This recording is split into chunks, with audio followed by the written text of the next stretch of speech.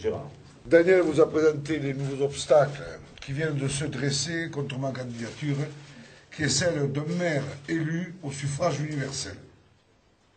Il faut dire que nous, les maires, avons énormément de mal à faire accepter notre candidature pour ce qu'elle est exactement. On m'a d'abord présenté comme un trotskiste, ensuite comme un autonomiste, alors que je suis un défenseur de la République, une, indivisible et laïque. Un de vos collègues a assimilé ma candidature à la 5e colonne qui, comme vous le savez, fait appel à des références fascistes. Moi, qui suis fils d'immigrés italiens, qui a fui l'Italie de Mussolini, dont mon père s'est battu dans les maquis, dont mon père a été décoré pour des faits de guerre. Ça m'est insupportable, inadmissible. Et encore, je ne sais pas ce que vous allez me préparer demain. Là est mon grand point d'interrogation. Je vais vous le répéter une fois pour toutes à toutes et à tous. Je suis un socialiste, un vrai socialiste républicain. Une bonne fois pour toutes, et je ne le répéterai pas. Je suis un candidat soutenu par des maires de tous bords politiques. Et je suis soutenu par le Parti des travailleurs. Je vous demande de bien le noter et de vous en rappeler. J'avais répondu le 18 novembre à un de vos collègues qui me posait la question des parrainages. J'ai dit, je déposerai en temps et en heure les parrainages nécessaires au Conseil constitutionnel. Deux formules se présentaient et je vais vous faire une confidence personnelle. J'avais la possibilité de tenir ma parole et de déposer le jour et à l'heure l'ensemble des parrainages au Conseil constitutionnel, et j'avais la possibilité aussi de ne rien dire jusqu'au dernier moment. Nous sommes des hommes qui n'avons rien à cacher. Je vous regarde tous dans les yeux. Nous avons décidé de le déposer avant. Mais si nous avions attendu le vendredi soir pour les déposer, il y aurait eu en tout et pour tout que 5 ou 6 candidats à l'élection présidentielle. Car moi, avec tous mes collègues qui m'entourent, nous n'avons pas eu besoin du soutien rapide du ministre de l'Intérieur, de l'UMP et du Parti Socialiste, qui ont donné à coup de 20, 30, 50 parrainages à d'autres candidats, parce que la présence de Chiverdi-Géné étant le seul à dire qu'il faut rompre avec l'Union européenne. Je reviens donc à ce que j'avais écrit, que j'avais préparé pour vous. Notre candidature est une candidature indépendante et collective à la fois. Rien, ni personne, ne m'empêchera de respecter ce mandat pour la défense des 36 000 communes, des services publics, de la rupture avec l'Union européenne, pour la reconquête de la démocratie politique et sociale. À propos de la reconquête de la démocratie, je voudrais dire ici quelques mots sur les propositions de Ségolène Royal qui traitent ce sujet. Vous savez que nous nous sommes prononcés pour une assemblée constituante souveraine. C'est donc avec un grand intérêt que j'ai écouté les propos de Ségolène Royal sur ce sujet. Car vous savez que nous ne sommes pas partisans de la politique du tout ou rien. Nous l'avons indiqué dès le début de notre candidature. Si un candidat, quel qu'il soit, s'engageait dans la voie de la rupture avec l'Union européenne, la reconquête de la démocratie, nous étions prêts à l'appuyer. Madame Royal se prononce pour une assemblée constituante. S'il pouvait y avoir des positions communes sur la reconquête de la démocratie, cela vaudrait le coup de regrouper nos forces. Si je rencontre Madame Royal, je lui poserai cette question. Une assemblée constituante qui ne rompt pas avec l'Union européenne et le traité de Maastricht pourrait-elle être souveraine? Prenons la question d'Airbus. Supposons que l'Assemblée constituante, qui serait donc élue par le peuple, veuille décider de la renationalisation d'Airbus pour garantir tous les emplois sur tous les sites.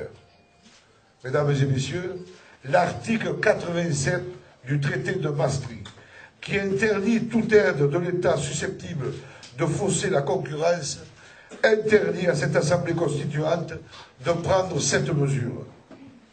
Si cette Assemblée constituante veut renationaliser Airbus, elle doit donc rompre avec le traité de Maastricht. Comment Madame Royale peut-elle mettre en place une Assemblée constituante si cette Assemblée n'affirme pas sa souveraineté et de rompre avec l'Union européenne et tous les traités? Prenons un autre exemple. J'ai été invité la semaine dernière par des femmes d'origine immigrée à une réunion à la cité des 4000 à La Courneuve. Exactement là où M. Sarkozy s'est rendu il y a 1 an et demi, où il avait promis de régler à sa façon les problèmes des banlieues. Nous avons discuté, si j'ose le dire, entre immigrés.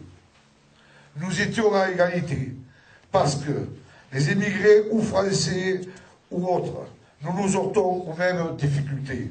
Par exemple, la fermeture de tous les services publics, fermeture des classes des écoles, des centres de sécurité sociale, des guichets, dans les bureaux de poste, des classes spécialisées pour tous les enfants en difficulté. Et nous avons discuté avec ces femmes.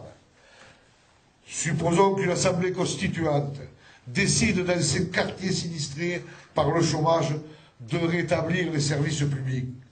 Elle se heurterait au pacte de stabilité qui commande de descendre le déficit en dessous de 3% du PIB. Pour que cette assemblée constituante puisse respecter le mandat qu'elle recevait du peuple de rétablir les services publics là où ils ont été supprimés, il faudrait qu'elle rompe avec le pacte de stabilité qui est dans l'article 107 du traité de Maastricht. Alors, comment Madame Royale peut-elle proposer une assemblée constituante souveraine sans que celle-ci rompe avec l'Union européenne? Prenons maintenant la question de la Banque centrale européenne. M. Barroso vient de réaffirmer l'indépendance de la Banque centrale européenne par rapport à tous les gouvernements d'Europe. C'est la BCE qui fixe à la place des États les taux d'intérêt, qui pousse à la misère les familles surendettées. La politique de l'euro fort qui bloque, à vous tous et à moi-même, nos salaires. Comment une assemblée pourrait-elle prendre les mesures sociales qu'appelle par exemple une aide immédiate de 4 000 € pour chaque viticulteur en faillite dans mon cher Languedoc, si elle n'a pas la maîtrise de l'économie? Prenons le problème enfin qui fait partie de mon mandat, la défense de la démocratie communale. Vous savez que l'on pousse toutes les communes à s'intégrer dans des communautés de communes, que l'on pousse les petites communautés de communes à s'intégrer dans les grandes communautés d'agglomération, que l'existence même des départements est menacée par la décentralisation et la régionalisation. Comment une assemblée constituante pourrait-elle rétablir les prérogatives des communes si elles ne rompent pas avec l'Union européenne des régions, dont toute la politique de subvention dépend de la soumission aux directives de la Commission de Bruxelles? Vous voyez, mesdames et messieurs, on peut prendre la question par tous les bouts. Pour rétablir la démocratie politique et sociale dans notre pays, il faut commencer par rompre avec l'Union européenne. C'est le sens de ma candidature, c'est le soutien de tous les maires qui m'entourent. Je profiterai avant de terminer et de vous laisser me poser des questions si vous le souhaitez. Vous invitez toutes et tous au 1er avril à la porte de Versailles au meeting que j'organiserai ici même. Je compte sur vous pour être présent et vous verrez qu'à la tribune, il n'y aura pas que M. Givardi de son écharpe tricolore. Il y aura des maires qui m'accompagneront. Pour ceux qui seront demain avec moi à Montpellier, vous verrez qu'à la tribune, il y aura aussi des maires qui m'accompagneront celles de leur écharpe tricolore. On peut nous faire toutes les pressions que l'on veut. Nous sommes des élus du suffrage universel.